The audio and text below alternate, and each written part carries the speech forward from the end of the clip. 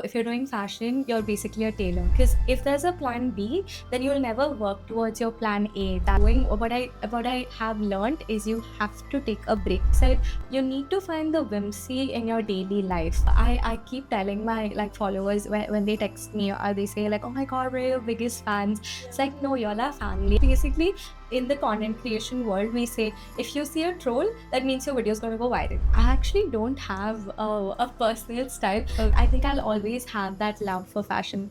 So loving it till I rust.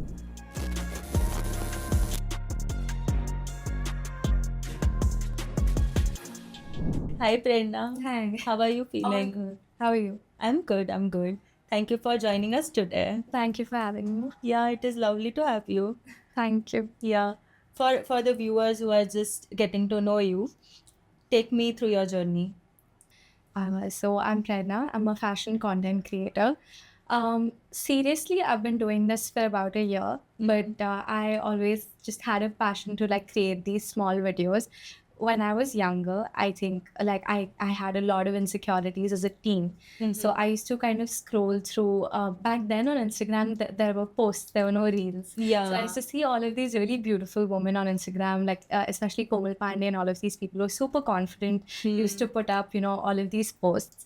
And I was like, their outfits look so chic and so glamorous. And, I also want to somehow be part of this world. So I used to take my mom's old phone whenever she used to take a small nap, like her power naps. Yeah. And I used to shoot with her Android. Oh wow. Yeah. So that was how my journey started. And I didn't really have a fashion sense back then. It was just my idea was, I just want to put out a video here, for people to see. Yeah. And because I kind of used to read a lot of books and stuff like that, I just took inspiration from all of that, and I used to just put across videos. Wow. Yeah. So you have a background in fashion. Did you study fashion? How is that? Yeah. So that was also not part of the plan, because coming from, my city, Mangalore, fashion isn't really seen as a full-time career. Yeah. It's seen as more of a hobby, because they think that, if you're doing fashion, you're basically a tailor. Oh yeah. Yeah, so they don't really relate it to something, you have a really good scope in this, field. But what happened was I was supposed to take up business like the rest of the family. Okay. I took up, I actually did also take up BBA, which was Bachelor's in Business Administration. Yeah. And then 6 months in, I was like, this is not for me. I do not see myself doing a corporate job, sitting on a desk, doing a 9 to 5. Yeah. I do see myself as an entrepreneur, but I don't see myself working under somebody. So I have to switch. Yeah. And I feel like my love for fashion developed over time, and I switched courses for doing, and I took up fashion design. Wow. So how did your parents take that? Actually, very positively. I think at the beginning there was a little, obviously, are you sure this is what you want to do? You're switching, fields and all of that. But with a little assurity and just a sit down, mature conversation, I think they were really supportive with the entire switch. Yeah. Wow. So after that, so what did you study in fashion then? I did fashion design as a whole, bachelor's in fashion design from Manipal. A lot of people think I did it from NIFT, but I did not did it from Manipal. I didn't really have access to resources to know what, this is where I'm supposed to go. And I didn't really have the freedom either when I was younger. Yeah. My parents' entire mentality was, you have these cards you can play. So my card was coming to Mumbai later, right? So for me, when I was talking to my parents, they were like, no, till you're 18, you have to do everything in the surrounding area. Yeah, you can't. We don't want you to go that far away. I was pretty much kept in a little it was sort of shell. Yeah. So I had to do it close by, and Mangalore really didn't have any good universities for fashion. Yeah. So the closest thing there was Manipal. So that's where I took our bachelor's in fashion design, and I learned a spectrum, of things. So there's a big umbrella, and I picked up stitching, I picked up journalism, I picked up history of fashion design. Yeah. So that's also where my IP fashion school comes in, and I implement a lot of knowledge that I learned there From there. into my reels as well. Wow. So there was a lot of things in fashion school. You have a lot of things that you learn. So how did you find that, this is the niche that in fashion also in this This is place, what I want to focus on. Yeah. So fashion school, when I started fashion school, I actually didn't know that it would have such a big impact on people.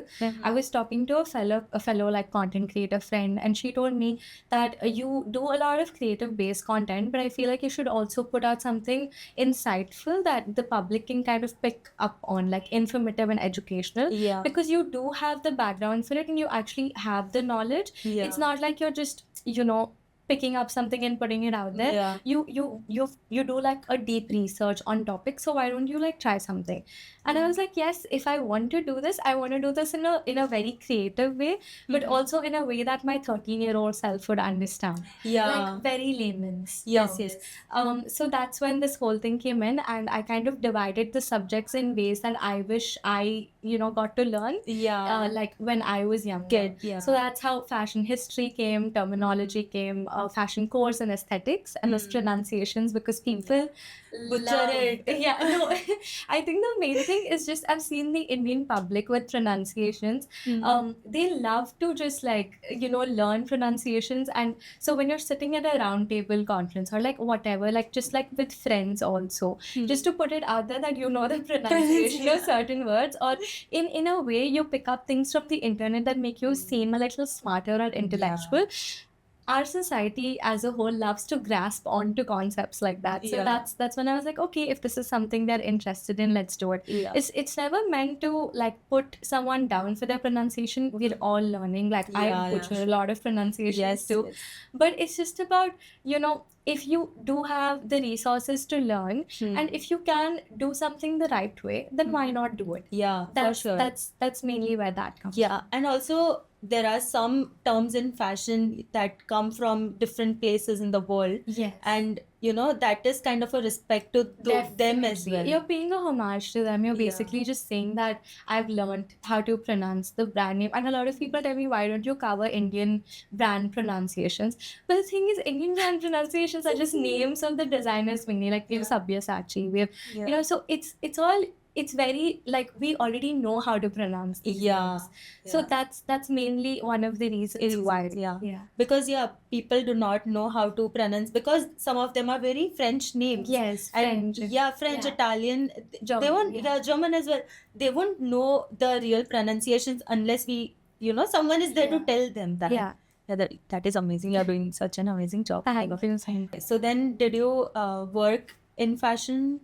So after I was done with my course back home, that's when I got the courage to tell my parents that, listen, this is like Manipal has only this much scope. Like I need to move out. I have to like play a bigger game here. So that's when I was like, I think I might go to Bombay and try for a bit. And the whole goal was to just get into fashion journalism and get an internship first and see how it kind of pans out from there. So I shifted to Mumbai with no plan whatsoever. I didn't even get the internship yet. I was staying with my mom in a hotel for a good 7-8 days and just going to random. So because the interviews, they were not ready. We're taking interviews online. They wanted us to be there in person. That's usually better for internships when you're especially like applying to like big firms. Yeah. So that's when that entire procedure took place. Yeah. And finally, I did get an internship at a reputed magazine. But then 3 months in, I just realized that wasn't, really it for me. And plus, I was done with my internship. Like, we were supposed to do like a 3-4 month term internship. Yeah. I was done, and in Mumbai, I started fashion school when I came here, and it started taking off. My content as a whole started taking off. Brands started reaching out more. My manager could pitch me for a higher commercial now that my followers and engagement was increasing. And I realized that, oh, this pays my bills. This doesn't. Yeah. So I was like, oh, I can actually, switch fields. It Yeah. was a very risky move. Lots and lots of ups and downs, no stability at all at the beginning, because it's very fluctuating. Then you have off seasons. You have seasons like Diwali where you do get brand deals, a lot of them at once, and then you have 4 completely dry months, especially when you're starting off. Yeah. So I did face that a lot for a year, but now I feel like touch wood, I'm at a much a much more stable place now. Yeah. So any story of when there were highs and lows? Yeah. Yeah, definitely. So when I came to Mumbai, I was doing fashion journalism, like I told you. My parents were okay with that, but they were not okay with content creation as a job. Okay. Because like I said, where I come from, they don't really consider this as a job. And obviously, you know, as parents, they will come with their own worries that, you know, are you sure this is stable? It's the mentality is stability. Like, Stability, where is yes. the stability? We Yes, need to see it. And I was starting off, so I couldn't give them any proof or like any guarantee that this is 100% going to work. Yeah. But what I truly believe in is like, if you don't believe in yourself, no one is going to believe in you. Like, Yeah. you have to believe in yourself first for things to actually fall into place. Yeah. I told my dad, I said, you give me 1 year in Mumbai to pursue content creation. If it doesn't work out, I will shift back to Mangalore. Yeah. I gave like a very like extreme, Yeah. point to him. Yeah. And I think that kind of made him like feel a little, confident. He was like, okay, if she's so confident that this is going to work out for her, maybe it will. And I also followed this whole, like, I didn't keep a backup. So first my dad was like, maybe, you should have a backup job, do this side by side. Are you sure you want to pursue this full time? Like, Yeah. make that complete shift. And I was like, no, because if there's a plan B, then you'll never work towards your plan A that strongly, Yeah. because you always have something to fall back on. So I was like, there is no plan B, there is only plan A. And I will work towards plan A. Like, there is, because when you think with that mindset and that mentality, you have no safety net. Yes. You have nothing to fall back on. So this has to work. Yeah. This has to work. So I was like, I have to make it work. I had no choice. No choice. Yeah. So I actually had a month where I was literally just living off dal chawal. Oh my God. Yeah, because I had only that much money to pay off my rent. Okay. And brand deals were coming in very slowly. And I was also gaining followers at obviously like a, like a progressive rate, but little by little. Yeah. So I just had that much money to pay off my rent. So I had a roof over my head, Yeah. but I didn't really have money to, Yeah. for other like major expenses. So I had to compromise a little, because if I ask my dad, then again the whole Yeah, value yes, factor yes, comes yes. in, and then he's like, what, you're just eating dal chawal? What is this? What is this lifestyle? Yeah. So I couldn't tell my parents. They know about it now, obviously, Yeah. which is why I'm so cool disclosing it like on camera, because Yeah. so they know about it now. But yeah, back then there was a phase like that. I also was planning to shift to like a place, a much smaller place, so I could shoot from there. Yeah.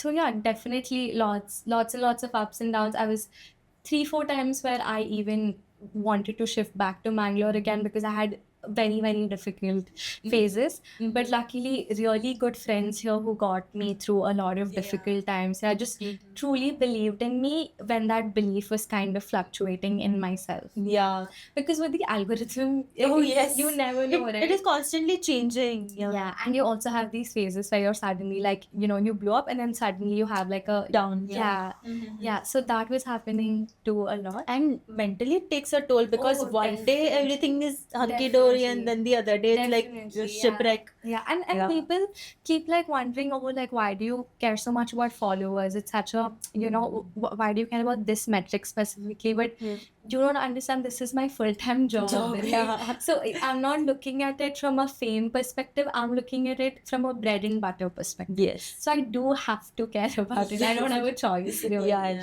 Yeah, so it came from there, but now I'm more established in the market because I know more people and people know my work better. So luckily it does flow in much smoothly. So I'm glad I did make that shift for sure. Yeah. Despite all that. Yeah.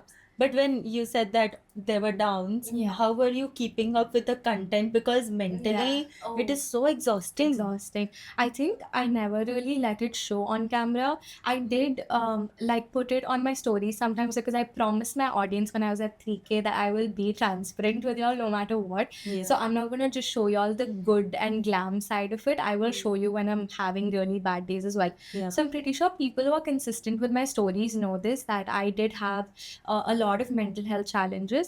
I feel like all of us do, right? Yes, yes. We face that.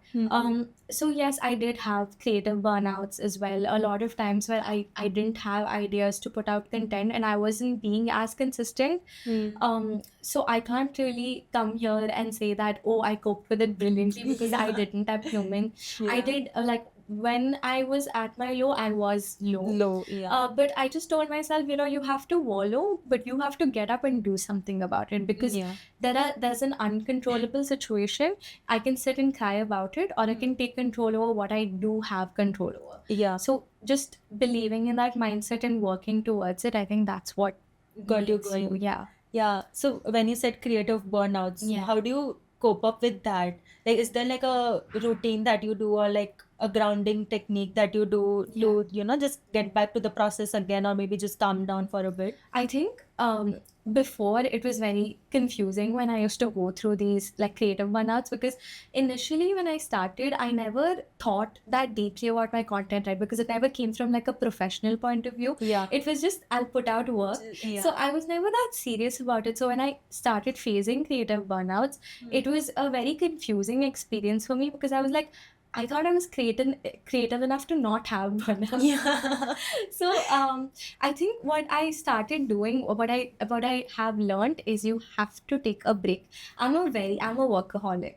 I work a lot. Yeah. Like if I don't work for like 2-3 hours on a rest day, also my mind automatically kind of guilt trips me into believing that, oh, you're taking rest. Like you should work. Why are you resting Yeah, right this now? is the grind phase. Yeah, you can do something, like do something else. There's so Yeah. much more you can do. Yeah. So my mind's constantly in that like state. But recently I've realized that I have to ground myself. I have to take moments for myself, and that actually helps me generate much better ideas. So I try to have slower mornings. I wake up a little later than usual. I have like a slow morning. I also just really learned that I really like really long showers. It just Yeah. makes me feel very calm overall. Good music. Yeah. Monrovia, he's my favorite artist. Wow. Yeah, he's very underrated for some reason, but his songs are beautiful and they really just calm my like soul. Like I can really just Yeah. feel myself being calmed down. So I think just listening to music, and I've learned this like breathing like Yeah, technique. taps. It's the butterfly tapping technique. Yeah. So a few things like that, I think, like really just keep me grounded. And this very, very interesting thing recently, I came upon this creator's page. I don't actually recall her name, a foreign creator. And she said something very cute. She said, you need to find the whimsy in your daily life. Yeah. So she does things like when she's peeling garlic, she'll be like, oh sir, can I take your coat off for you? Oh, Did you- yes, have you yes, seen yes. that one? Yeah. When you keep a bag, you just say, yeah, Yeah, this yeah. for you, my lady. Yeah. Yeah. And she picks up stones from like the like from the floor, Yeah. and she says, "Oh, you're so round today," and then she tosses them.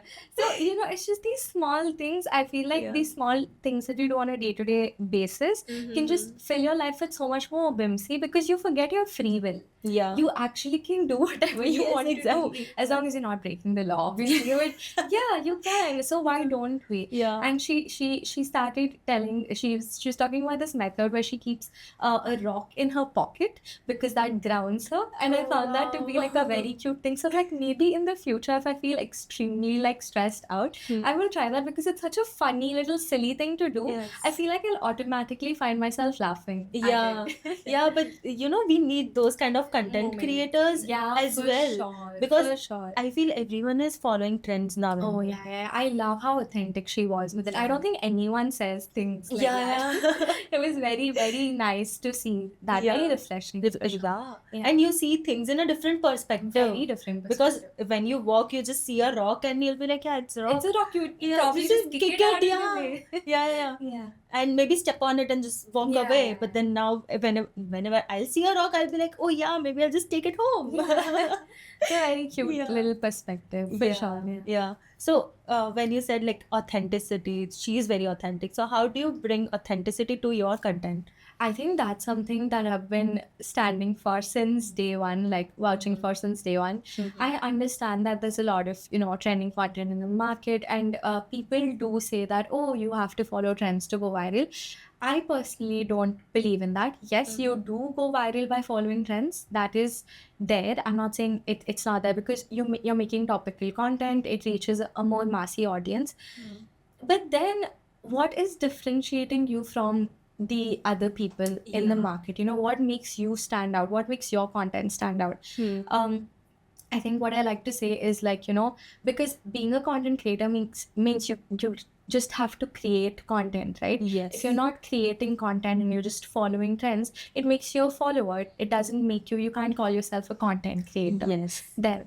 So I think that I feel like even though you follow trends, there should be something about your personality, your personal brand, your content that makes people look at you, like scroll through your content and be like, yes, this is her style. Yes. I recognize it. Yeah. This is her form of content. This is Yeah. their form of content. So I think that needs to be there for you to stand out in the content creation market. For sure. Yeah, no, that is true, because when you follow trends, you'll get more views, but maybe not followers. Yeah, that is also very Because when you want followers, you need to put your authentic self, or maybe something that shows who you are. Yeah, and also it's just about like the kind of audience you want to attract. You might also attract followers by following trends, Yes. but the kind of audience you attract might just be trend following audiences, Yeah. not people who have an acquired taste. When you put out content that's very unique, you might get fewer followers, but these are followers who really resonate with your work. Yeah. It's your content, it's your pieces. They're coming there solely for your personal work. Yes. So these people really resonate with your original work, and I think that like a content creator with 10K with original work is far, far, far more special, I believe, than someone who has 300, 400K and just has like a following of probably like, people just following for like particular trends. Yes. Without a personal brand or anything, like anything very personal showing, yeah. or authentic showing. Yeah, because Yeah. because community is also important. Very important for sure. Because those are the people who will be there for the longer run. Yes. And because for them only you are creating those content, so maybe so how is that for you? How is community building? Community building. Yeah. I think I do have a lot of like I keep telling my like followers when they text me or they say like, oh my god, we're your biggest fans. It's like, no, you're our family. And the reason I think I say that is because so growing up also, right, I wasn't like super extroverted. But something about when you're talking to someone on the screen, like through your screen, it doesn't build up on your social anxiety as it does when you're talking to someone face to face. Yeah. I think I am very like I'm a little awkward when it comes to crowds. It's very easy for me to have one-to-one conversations like I'm doing right now. Yeah. But if I'm put in a crowd of like a lot of people, it's not really a space I love to be in. But with my community, it's so easy. I feel like I've known them for years, just by the way they talk to me and the way they resonate with my work. So I always tell them that y'all aren't fans, y'all are family, and y'all need to know that I'm not saying that just to like put it out there. I genuinely mean it. Like, I'm super indecisive, so I'll ask them for opinion. It's like, this hair, it's not working, what should I do? And they're so used to it, like me asking for opinions like that and just like putting stuff out there, that they respond in that way. They treat me like a friend. So we kind of have that rapport, like me and my community have a very like friendly, sometimes elder sisterly bond, because I have like a younger audience, and they're like, friend, I'm going through this breakup. I'm like, okay, I got you, what's going on? And the thing is, I'm like, why are you asking me for relationship advice? But it's cool, like, I'll help you out. Like, it's a canon event. I get it. So they're very sweet, very, very, very sweet community. And I tell my parents too, like, I'm very privileged to have a community that's very, very kind. Like, I very rarely, even when my videos go really viral, I come across probably like one or two, trolls in my comments, and immediately my followers are on their backs. Oh like, my god. They're like, how could you say that? How could you do this? And I don't even have to tell them. They're just out there. Like, I will see the trolls come and I'm like, okay. They got it. Yeah, whatever. Like, when it basically, in the content creation world, we say, if you see a troll, that means your video is going to go viral. Yeah. Because if it's reached a troll, that means your video is reaching a larger audience, basically. Yeah. So we just were like, okay, our video is going to go viral. We're happy. We don't think about it too much. Yeah. But my followers are like, no, this is offensive. How could this troll say this? So they'll go and like attack them. So they're very sweet. Oh wow. Yeah, very, very sweet community. Yeah, but that takes a lot to create also that family. Yeah. I think that's where the authenticity part comes in, right? Just I think they've seen me like cry, they've seen me laugh, they've seen me dance, they've seen me fall, they've seen all of the ups and downs, Yeah. especially the ones who have been there from the start. Like I have a couple of followers I'm really grateful for, who have been there since I was at like 500, 600K, who still are super regular with their comments and everything. They've seen like an entire journey. They've seen all the hairstyles, all the phases, everything. Yeah. So yeah, I think it's very personal. The Mhm. community, it's very personal too. Yeah. And when you call them family, I only see that, how much family oriented you might Oh, be. definitely. Yeah. Yeah. Huge family. Yeah. Yeah, because maybe you have also stayed in that, in Bangalore, everyone Yeah. is very close knit. Yeah, I am very close knit. Our nuclear family actually is extremely close knit. I think there's a bond that I share with my parents and my brother and my grandmom, very very special to me. Yeah. Yeah, for And sure. maybe that shows when you talk to your like the followers Yeah, family. yeah. Yeah. That shows that, The yeah, thing I'm is, taking they care of also know my family, like Yeah. through my work, Yes. because I post so many reels and Yeah. content and stories and Hmm. everything. They also connected, like they know, oh, this is your mom, this is your Yeah. dad. They know all of that Yeah, wow. already. Yeah. Wow. But when you are content creating, you're putting your whole life out there. Yeah, definitely. So how do you be that, this is something I want to show people, but then this is I want to keep personal. Keep it to myself. Yeah. I think so. Like, I think I have kind of done that from the very beginning. Like, I've told them, and they know how to respect my privacy. Yes. Yes, I do have to stay chronically online because of my job. Yeah. But I think my followers now know that, okay, she actually, I'll use the word audience. I think that's much better. Yes, yes. I think they kind of know that, okay, she needs her breaks. So you'll see me like sometimes just not putting up a single story. Like I think I did that yesterday. I took like the entire day to myself, and they're very used to it. Yeah. And when I put up private parts of my life too, like online, for example, if I'm showing a cute moment with my grandmom or something like that, it's that particular moment. I don't really go into the depths of it and like Yeah. give them bits and pieces of every single thing happening in my life. And I think they respect that because it's very important to keep it Yeah. separate. So I don't think there's a lot to it. I feel like you have control of what you put on the internet. So I stay real and raw with them, but that doesn't mean I need to, Show deny everything. privacy of my family, obviously, Yeah, because that's a completely different. Yes, yes. Yeah. And boundaries are important. Very important. Yeah. Yeah. And my community gets that, so they don't really push it. Yeah. Yeah. Yeah, that is great. Yeah. So now let's talk about some fashion. Yeah. So how did you find your style?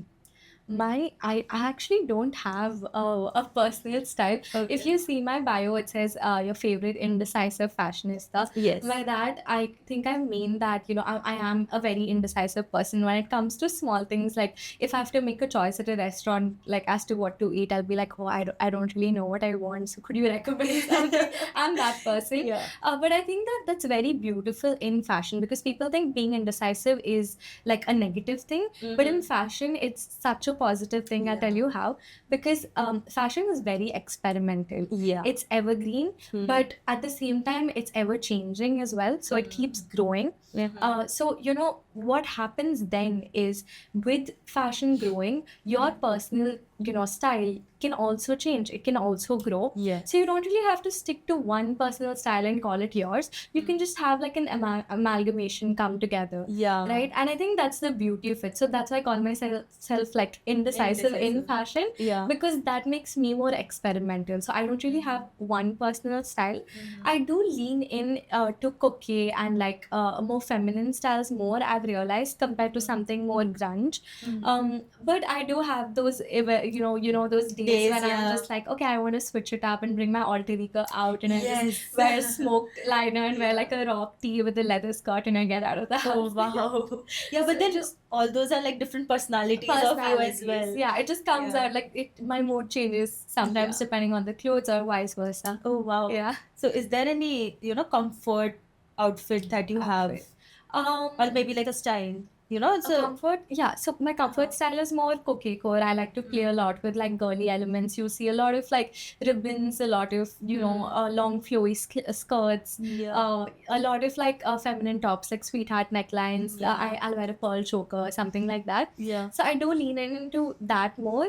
Recently, I've been experimenting a lot with a little like Indo-Western, but I wouldn't really call it Indo-Western. I think it's just about I've been pairing kurtis with dangris, and I've been pairing Western outfits with like bindis and jhumkas. Oh wow. Yeah. So I kind of took it as a challenge when they started this whole like they started wearing these shawls Oh and yes, calling it, them yes. yeah, Oh my god. they started calling it trends that they created Yes, abroad. yes, And I'm like, yes. no, this is Indian, yeah. this is us, Indian, yeah, this yeah. is us. And Kolhapuris, Oh, Prada yes. Oh my taking credit God. for that. I was like, no, this is our heritage, this is our culture. Yeah. And if you remember when we were younger, we used to get insulted and teased for the same thing. Yeah. And they'd call it like what is this? This is so Yeah. dirty and this is so ugly. Like ribbons tied to to your hair is associated with something that an economically lower income society would Yes, wear. yes. And now suddenly it's yeah. chic and Yeah. sleek and a clean girl aesthetic. So yeah, definitely a lot of things that are stolen from our us. culture for sure, and that I don't stand by at all. So I make my point very clear when it comes to all of that. Yeah. So how is Indian fashion playing into your style? As you said, you are experimenting, Yes. but apart from that, how much impact did it have with you? I think I do really like working with traditional elements as well, especially like some things that my mom has, because they have all of these really beautiful intricate pieces that are Yes. crafted very like differently compared to what you get in your usual market. Yeah. So just so even if I'm wearing a very plain basic kurta, I'll pick out like a very statement accessory when it comes to earring, or maybe like a vintage bracelet or something that she has, a bangle, and then pair it with that. So I think mainly I go for more like simple traditional wear, because usually traditional wear is something I'll probably wear to the temple or something like that. Yeah. But obviously when I have to zhuzh it up a little and I'm going for an event or say like a Diwali party, I make sure my outfit has a lot of prints and patterns going on. But I keep the color overall very monochromatic. So it looks chic, but it has a lot of like patterns going on. Or I add a little mirror embroidery or something to it. So I love something that has a lot of intricate work on it. Good craftsmanship just really gets me going. Yeah. Because that says a story as It well. does. It really, they just weave a story into every piece, and I think that has so much more meaning to it. Yeah, for sure. So talking about your content, I love the finance content that you put out. Paddy Bankroll. Yes, Paddy Bankroll. Yeah. Amazing content. How did you come up with that? So I was actually struggling to learn finance myself. My dad is actually really financially literate, or like most dads are in our society, and I feel like I do learn bits and pieces from him, but he's a busy man, right? So I have to brush up on the basics by myself. Yeah. So I started getting all of these books in, finance books in. I started scrolling through a lot of finance reels, and I realized that they do have a lot of insight, but the finance reels also that I was going through, or like videos, they didn't break things down from scratch. It was something they just think that these things, so they teach you about current finance trends or current things, current reports that you're supposed to keep up with. And I was like, what about the very, very basic elements? Right? Because GST is something that you think everyone knows about.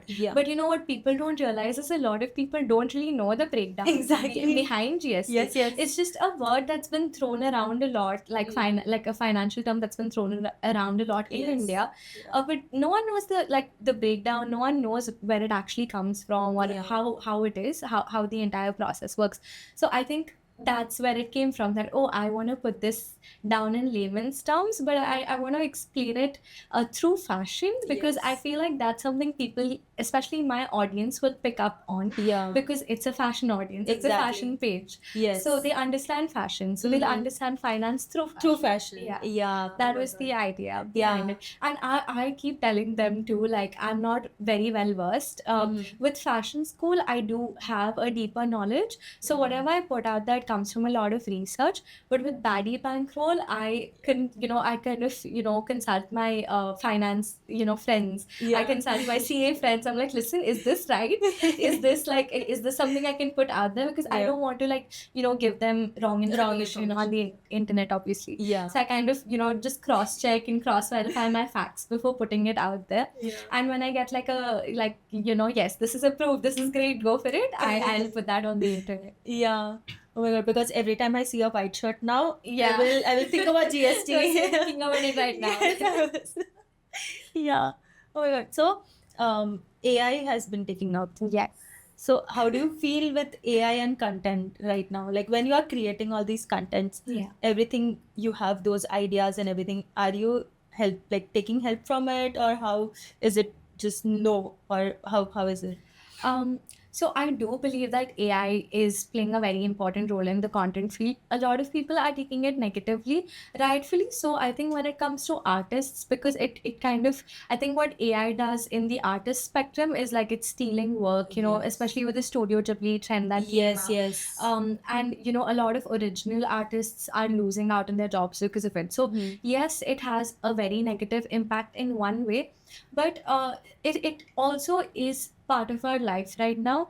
And I think in another way we have to kind of use it to adapt, and we have to kind of use it in a way to our advantage. So I think that's very important. And if you look at tools like mobile editing apps, and even apps on your laptop that you use to edit content, they do have AI tools. Like CapCut, for example, has a lot of AI tools. So does if you're using Adobe or any of these platforms, they do use like Firefly has AI features in it too. So I think that it does, and a lot of people use ChatGPT on a daily basis. So yes, I think it's a convenience game. As long as you think it's convenient, you'll use it. I personally think that if you use it in a right way without actually misusing it in a way that you're not taking away from an original artist's work, and you're probably using it to help it make your life easier, it's good. But you need to know how to create that kind of boundary and know what is ethically and morally the right way to use it. Yeah, for sure. So what is your take on luxury? You mean luxury in fashion, or like luxury as a whole? Both. Yeah. Okay. I think obviously a lot of people, rightfully so, do associate luxury to brands and logos and labels. But I think it's much more than that. I think for me personally, I've never been very well versed into getting I need to get this branded bag. That has never played a lot of value into my life. I've never been someone who thinks that, oh, this is what will bring value into my life. Like having a Birkin is what will bring value into my life. But to each their own. I feel like it's a preference game. To me personally, in my personal opinion, I think luxury just comes from, like we were discussing, craftsmanship. So I think that's very important. So clothes that tell a story, I think that's what true luxury really means to me. Or if like a cultural piece is passed down from my grandmom to me, like a sari or like my mom's bangles or something, I think that is where luxury lies to me personally. When it comes to fashion, that is. So intricate craftsmanship, people who take hours and hours, days and days to even create a small motif on like a skirt or something like that. That I think that is true luxury to me in fashion. In a daily kind of life situation, I think just breaking away from my normal routine would be really nice, because I have to stay chronically online for my job. So just days where I don't have to do that, days where I tell my manager that, listen, I'm offline today. You can't get me on call today at all. I'm not even going to be online or check my posts or anything. Because people are like, how do you stay without your phone? But they don't realize that when you're constantly on it, you just want to toss it away. You want to throw it. You don't want to have it. So slower mornings for sure. Days where I can just ground myself and my phone's just not constantly on me. Because that notification also, it's exhausting for sure. So days where I can just break away from that, break away from work, and just take a few moments of peace. I really love just being in nature, going on treks and stuff like that. So I think that really just makes me feel like, oh, this is life. This is I'm really living in this moment right now. I think that is a luxury for sure. Wow.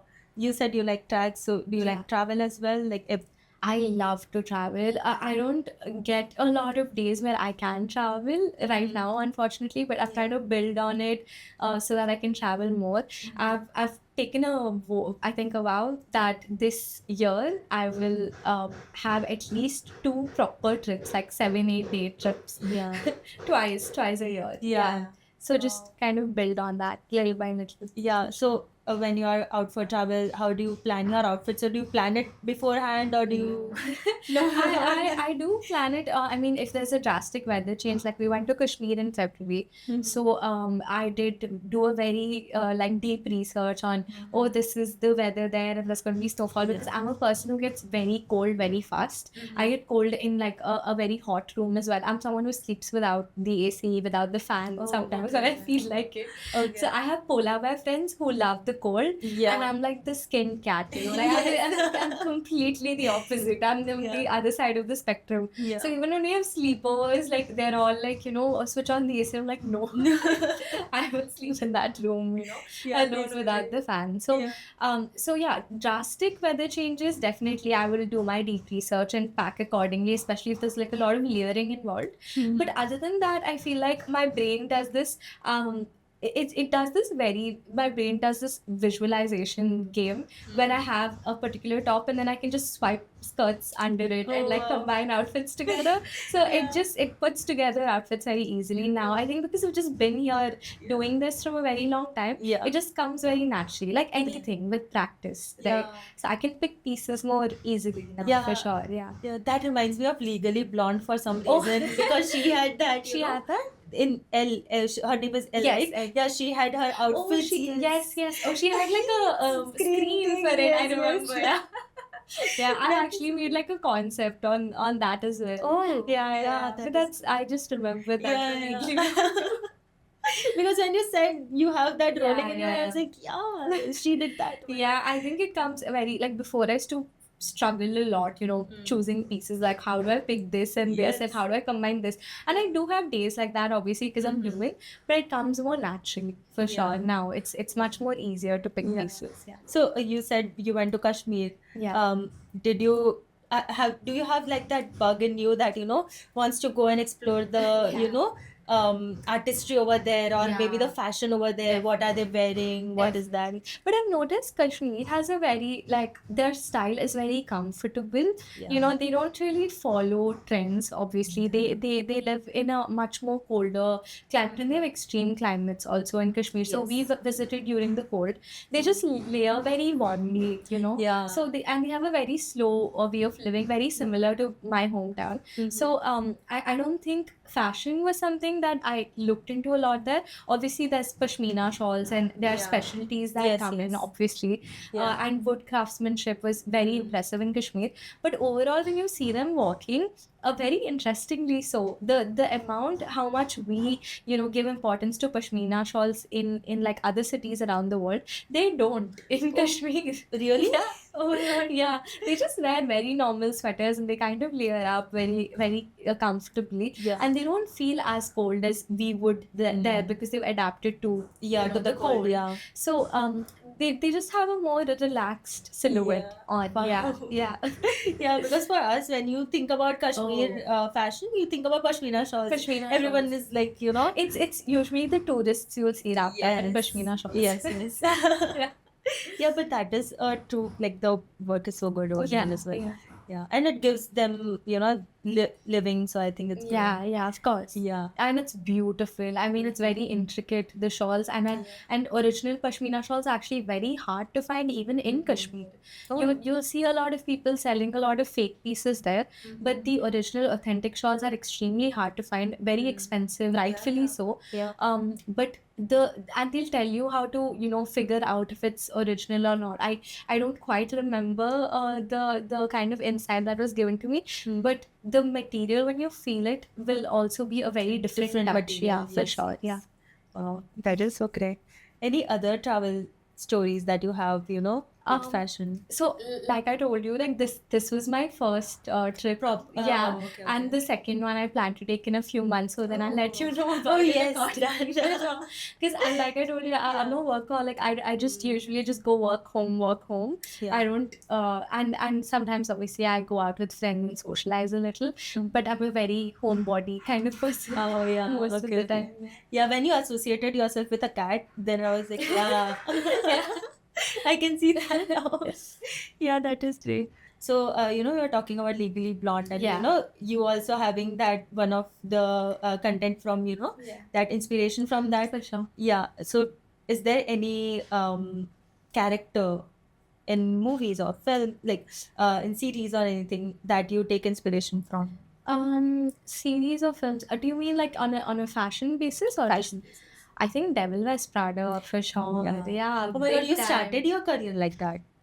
Oh yeah, I did. I did actually. Very interesting. Yeah. So, yeah, I did. But I think yeah, and the switch was also just as drastic for Yes, me. You know how a fashion game kind of changed over time? That Yeah. happened to me too. Oh my When I God. came to Mumbai, my fashion game was strong, but it wasn't as strong. But I Yeah. feel like I'm more up to date with with the styles and with how to kind of curate a better wardrobe and everything now. So I do relate a lot to Anne Hathaway's character in Devil Wears Prada. Also, yes, Elle from Legally Blonde, just her energy, her It is so persona, good. and how she just brings in being feminine and smart, and she shows it through her outfits as well. I love that. And That's it's dumb. No, Yeah. like it's hard. like it's Yeah, hard. like it's hard. like it's Yeah. I love that. I love that. Yeah. Yeah, oh my God. Is there a song Yeah. that speaks to you and your style? If you would want to describe your style with a song. With a song, I think there's a song by Monrovia, like I was telling you. He's one of my favorite Yeah. artists. I keep pushing my friends to listen to his songs. He has a song called Rust. And the song is basically when you hear the word rust, you associate it with a very like icky term, right? Like rust is Yeah. basically just like something that's neglected. Yeah. But he says something like loving you till I rust. And that's very beautiful to me. And I think that's the kind of connection I have with fashion, because I don't think I'll ever fully, stop loving it. I think I'll always have that love for fashion. So Yeah. loving it till I rust, I think that's something I really associate fashion with. Yeah, Oh, for that is sure. so deep. Oh my God, love it. Yeah. Wow. Yeah, I will listen to him. Yeah, please. Yes, done. And I'll text you. I'll listen to Rust first. Yes, yes. And then I'll text I you. think you'll love it. If you're someone who likes songs that are more like soulful and more peaceful, Yes. and he comes from his voice, I think it just tells a story in itself. He comes from a place of a lot of peace, and he just talks to your soul. His song again is not trendy, it's authentic, it's very raw and real. Yeah. It really speaks to me, his music, and I think it would to you too. Yeah. For sure. Oh my God, I will listen to Yeah. him now. Yes. So, where do you see yourself in the next 5 years? Very, very interview question, but yeah. Where do you see yourself? Honestly, I would be lying if I give you like a full analysis and told you that, oh, this is exactly where I see myself, because I don't have an idea. Yeah. Like I said, content creation as a whole was also a very unpredictable career shift for me. So for me to tell you that, oh, this is my plan, Yeah. would just be me fibbing, and I don't want to do that. Yeah. But I think I want to see myself happy still. I want to see myself stable still, financially free, hopefully. That is the Yes. goal. Yeah. I don't really know what will lead up to me having that happening, but the main goal is to just live life a little more, be more present, and just I think financial freedom. So just maybe more passive streams of income come in. Maybe I'll start a brand. Maybe I'll write a book. Who knows? Oh my But God. we'll see. Yeah. Yeah. Looking forward to both of them now. That a brand. It's a very hypothetical. Yeah. No, scenario, but okay. for sure. From this, I Yeah. have this question. If you were want to start a brand today, Yeah. what would that be about? Like in fashion, if you In are fashion, in fashion. specifically, Yeah. if I were to start a clothing line, see, the thing is the market is very saturated. So like I was not planning to, like, if I was going to start something, what's controversial or a little different is that I don't think I would do it in fashion. I think I'd Oh, switch to something completely different in the industry if I was picking up. okay. Because a clothing brand, I feel like that it's very saturated in the market already. Mhm. So if I were to do something in that line of work, also like kind of revolving around fashion, it has to be something super unique and authentic and very out of the blue. Yeah. But then for that to appeal to an Indian massy audience is very hard, Yeah. right? So that's something I have to think over Yeah. a little bit for sure. Yeah. So maybe like a brand collaboration and align with you. How Maybe would that look like? that maybe I was also kind of looking into women's health as a niche as a whole, because I feel like yes, you do highlight, menstrual cycles and all of that, Yeah. but I feel like there's a lot that hasn't been tapped into Yeah. this specific market, especially when it comes to women's fitness and health. So I feel like that is something I would lean into a little more. And if that does involve a few fashion elements, not fashion elements, but garments that I can play around with, definitely I would work on that aspect as well. Yeah. Wow. So what is your take on accessories? Is there like a, accessory that you love that you would always have on you? I do always have this ring on me, but it's more of like a fidget tool for me. Like if I'm just sitting, I'm like thinking, I space out a lot, I zoom out a lot. I think that's where a lot of my creative ideas come from. Yeah. So I kind of fidget with it a little bit, and now I'm so used to keeping it on that it's kind of become like my lucky charm. I don't leave my house without it. You have that one element. Yes. Sometimes. Yeah. So this is that for me. But I think the rest I just keep changing as per my outfit. Like I'm wearing this dress today, so I've paired it with like lemon earrings. I like playing with quirky accessories a lot. Yeah. There's this brand called Miwa Clay. She has like an Instagram store. I love her pieces. She makes these clay accessories, and it's very unique. So she's made me these strawberry cat earrings. It's a cat, but it's like it has a strawberry the strawberry stem. Yeah. On her head or something? No. In the body. On the neck. Oh. Yeah, and then it has like seeds all over it, wow. and it's red colored. Oh my Earrings. God, wow. She's made these flower earrings for me. So I love playing with quirky elements. Yeah. So definitely, like I feel like accessories add a lot to your outfit. So you can go with a very simple dress, and if you wear good chunky jewelry, it'll completely make or break your look. Yeah. So for sure, it changes your entire look. Definitely. Wow. So, any fashion advice that you would want to give our viewers?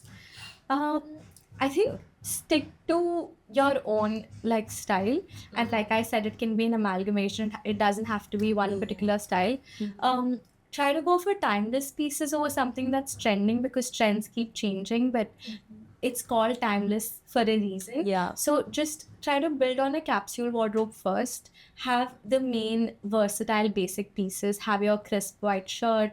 Have a good pair of well-fitted jeans. Have all of that first, and then build on that with your personal style later. For sure. So that is something I definitely tell them to do. There is no particular color you have to go for or something specific when it comes to silhouette wise. I think you have to stick to. A lot of people do say, oh, and this might be a hot take. A lot of people do say, if you have this body shape, then I would recommend you don't go for this.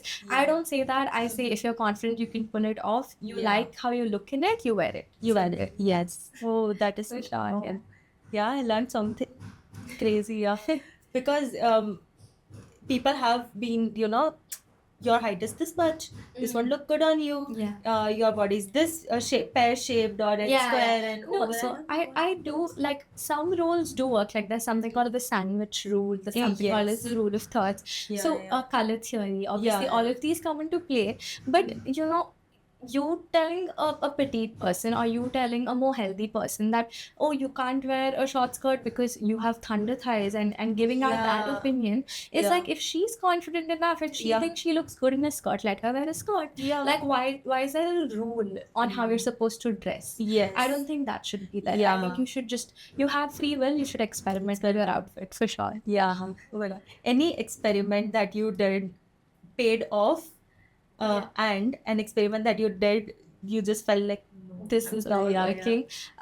So I used to hate animal prints before. Like whenever I saw, like my mom used to own these. My mom's very experimental. Okay, especially coming from her generation, it's Yeah. really cool for me to see. Yeah. And she used to wear these animal print leggings. I'm like, what are you wearing? Why are you wearing these cheetah print leggings? Yes. So I was that girl before, and now I own a cheetah print skirt. Oh wow. So I feel like my opinion on animal prints has changed a lot. I've realized that if you pair it with the right pieces, they can come together really nicely as a whole. Yeah. Especially some classic pieces. I'm still not loving zebra prints, Oh yeah. but I love. I think cheetah prints very small spots that, and if you pair it with a really nice red top, Yeah.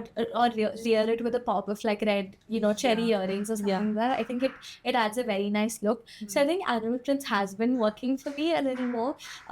What I've never liked and I never will like is neons. Oh yeah. I was a neon girl when I was 13. Oh. I was this girl who had neon frames. I in fact had those frames where you could remove that and attach and the Oh yeah, yeah, detachable detachable, frames, yeah.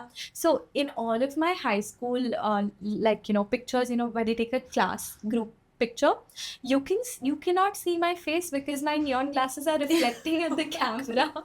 So it's just a glow. That's it. There's nothing else there. I wish I could show you a picture. Maybe I can send that in where you could insert it now or Okay. whatever. If I could find a picture of my class photo. But I was a huge fan of neon back when I was young. I used to think I was the coolest kid on the block with my mushroom cart and my neon tank top, and it had that glitter sequence. Oh on yes. it. It was I was the girl with capri pants and mismatched socks. I was like, I'm that girl. I was, but that's the funny part, because when you're younger, you have so much confidence. You don't really care about what the world is thinks, thinking, yeah. and you just wear it with so much confidence, and no one cares. Right? No one bats an eye. No one's looking at you like you're crazy, Yeah. because you're a kid and you just can do whatever you want to do. But obviously, growing up, I've been like, I'm not a neon person at all. It makes me in general also look very washed out. Maybe it suits certain people, but I personally am not a neon fan for sure. Yeah, I think it just hits my eye a lot now. Growing up. Yeah. Thank you for being here. This was amazing to talk about. I've learned so much about fashion now with your content as well and with this as well. Well, it was so great to have you. Thank you so much for having me. You were a great host. This is my first podcast. I didn't really know what to expect. Yeah. But I think this was a really fun and insightful conversation. So thank you. Wow, thank you. Yes. Thank you for joining us on Darji Talk by Darji Magazine. If today's conversation made you see, reflect, and question fashion in another lens, then we have done our job. For more updates, please follow, like, and subscribe to our YouTube channel.